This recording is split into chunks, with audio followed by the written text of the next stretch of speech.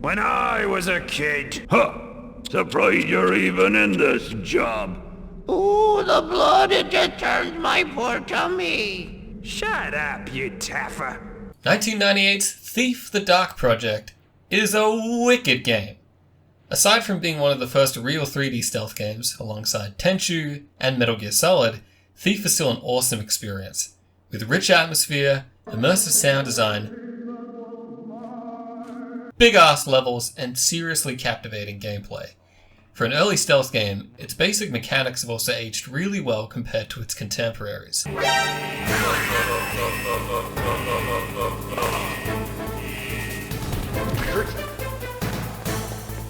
Where'd he go? You play as Garrett, a cynical master thief who preys upon the rich noblemen of a steampunk metropolis called the City.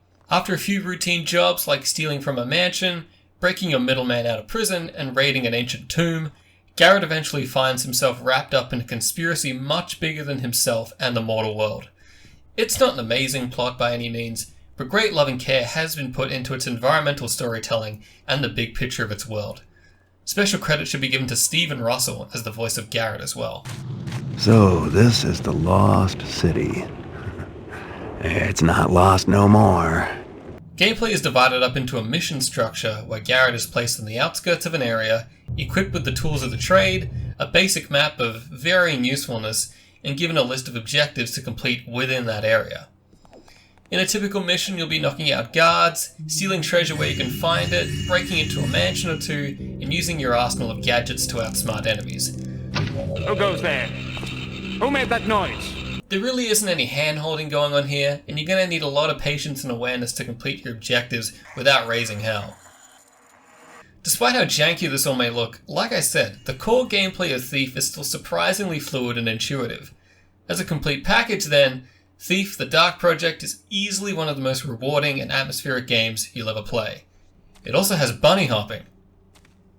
In other words, it's an experience well worth your time. So, here's how you should be playing it today. For this guide, we'll just be looking at some really minor tweaks and enhancements to faithfully bring the game into a more enjoyable state. If you don't want to hear me prattle on about these mods, just check out the description below, where I've placed all of the links in the order they should be installed in. I won't be offended. And for the record, this is not a HD, E&B reshade, Unreal Engine 5 4K textured, shove it up your ass kind of fix, so don't worry about that either. First, you're going to want to head over to GOG or Steam, where you can usually pick up Thief Gold for less than $10. If it's a case between GOG or Steam for these old games, personally I'd always recommend GOG. You'll be supporting a company that doesn't believe in DRM, and getting some extra goodies like the soundtrack and manual for free, so why not? Just be aware that the original developer, Looking Glass Studios, has been dead since the year 2000, and that Square Enix currently holds the Thief IP.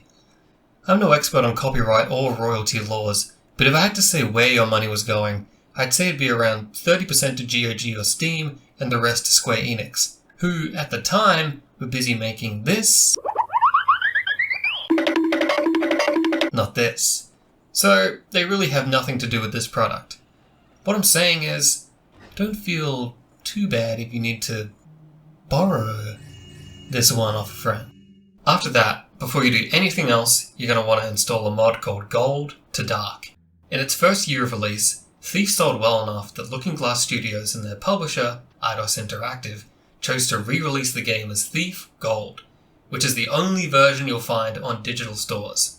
In response to a lot of player criticism about some of the monsters in the game, the Dark Project was tweaked and extended to include 3 new missions without monsters, while also adding a few key changes to the old levels. And while the 3 new levels do expand the scope of the human world, 2 of them just totally suck. It's a shame that Gold has come to be seen as the definitive version of the game, because in the opinion of myself and many others, these changes just kind of fuck up the original's pacing, and changes the atmosphere of one of the best levels. If you think you can handle a bit of extra fat, or you're still not convinced, I'll just say that those 3 extra missions are usually where new players stop playing the game out of frustration. They really spike up the difficulty in a very monotonous and annoying way. This is especially bad considering the most tedious level in the entire series, Thieves Guild, is added right before the best thief mission of them all, the Sword. This is where Gold to Dark comes in. This handy little mod reverts the game back to the Dark Project so you can play Thief as God intended. If you ever feel like playing those extra missions or loading a fan mission which uses Thief Gold, don't stress. Gold to Dark automatically creates a backup of your Gold installation, so you will never have to download that whopping 760 megabytes ever again. It is a bit of a bummer though, because the last one of these extra missions is actually quite good. After sneaking through some sewers and caves, old mate Garrett gets to break into the sick opera house to steal an important treasure.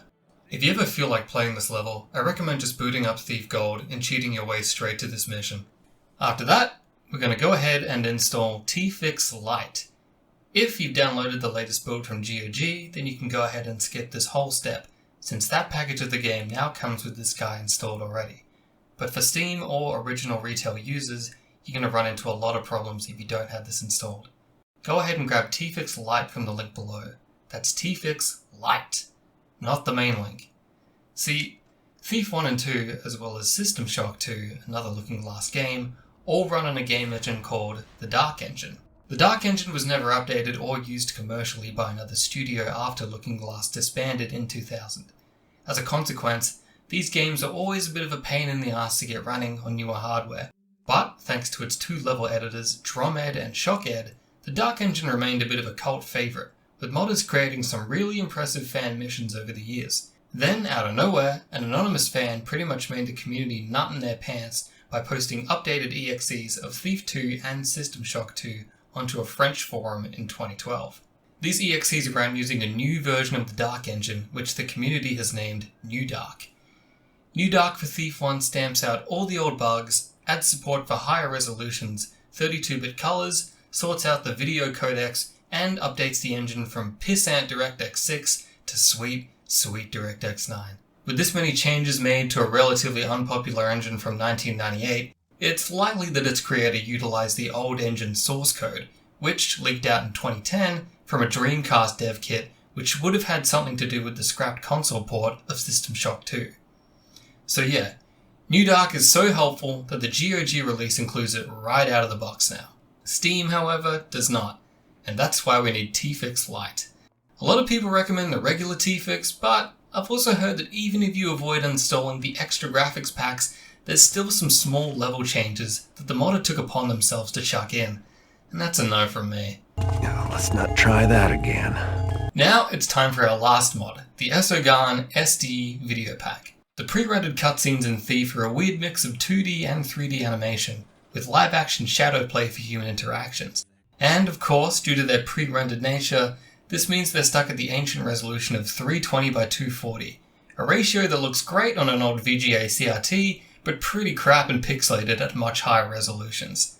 Luckily, thanks to the magic of AI upscaling, some absolute legend has upscaled these cutscenes to 640 by 480. That's double the original resolution, and it makes a world of difference. While it would have been nice to have these upscaled all the way to 1080 or beyond, apparently the engine just can't handle that in-game, which is a bummer. If you do want to watch those cutscenes though upscaled to full HD, you can just check them out on YouTube with a quick search. And that just about does it. The only other thing I'd mention is the default control bindings. Like other games of its era, they really didn't have some standard key actions figured out yet. I've included the files for my own modern bindings as a download below. Just drop them both into the main game folder and they'll be overwritten. But if that still doesn't suit you, you can always fiddle with it a bit or find an alternative setup online. Now that you're all good to go, let's talk about playing the game itself. The big piece of advice I'd give here is take it slow. Set some time aside whenever you feel like playing, because each mission is huge and can take upwards of an hour or more to complete. And kind of like a big Zelda dungeon, leaving a mission then coming back to it on another day can leave you seriously lost. I recommend quick saving often because the game is built around expecting you to do that, and try to be as thorough as you can in each level because there's some really cool secrets to be found. That's it from me, now you can enjoy the game. Mad respect to all the modders, programmers and forum members who have kept this game alive and playable for so long. If anything, the level of work these people have put into keeping this game alive should speak volumes to how great of an experience it is. I also want to say thank you to my mum, and most importantly, the boys, for making it all the way to the end of this video. Thanks again, I'll see you when I see you.